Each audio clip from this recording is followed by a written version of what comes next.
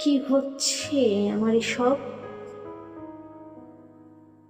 যেন তুমি ছাড়া জগতে কোনো মানুষ নেই, কোনো কবি নেই, কোনো পুরুষ নেই, কোনো প্রেমিক নেই, কোনো হৃদয় নেই।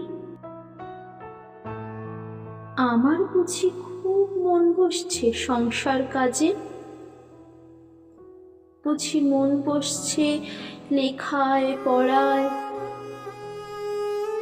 আমার বুঝি ইচ্ছে হচ্ছে হাজারটা পড়ে থাকা কাজগুলোর দিকে তাকাতে, সভা সমিতিতে যেতে।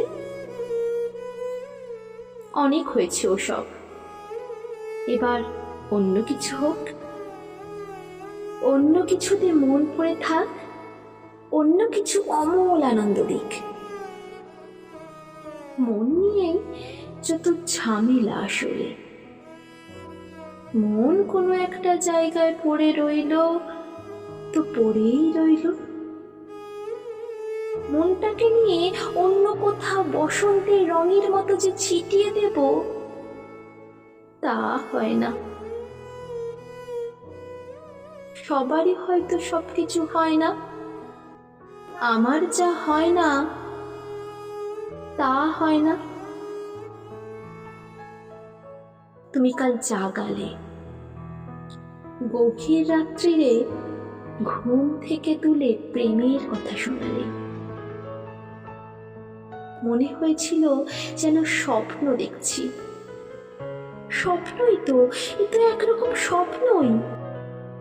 আমাকে কেউ এমন করে ভালোবাসার কথা বলেনি আগে। ঘুমের মেয়েকে এভাবে জাগিয়ে কেউ চুমু খেতে চায়নি। আমাকে এত আশ্চর্য সুন্দর শব্দগুচ্ছ কেউ শোনায়নি কোনোদিন। এত প্রেম কেউ দেয়নি। এমন ভেঙে চুরে ভালো কেউ বাসেনি। তুমি এত প্রেমিক কি করে হলে?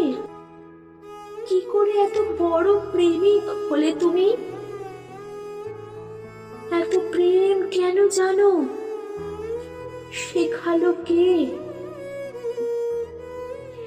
যেরকম প্রেম পাওয়ার জন্য সারা জীবন অপেক্ষা করেছি, স্বপ্ন দেখেছি, পাইনি।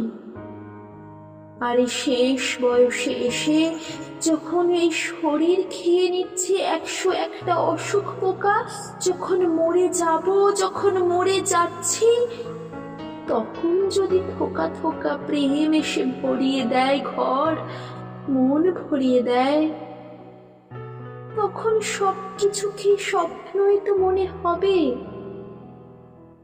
স্বপ্নই মনে হয়। তোমাকে অনেক সময় রক্ত মাংসের মানুষ বলে মনে হয় না। হঠাৎ ঝড়ে ঘুরে হৃদয়ের উঠোনে যেন অনেক অপ্রত্যাশিত কালের দেখার স্বপ্ন এসে দাঁড়ালে।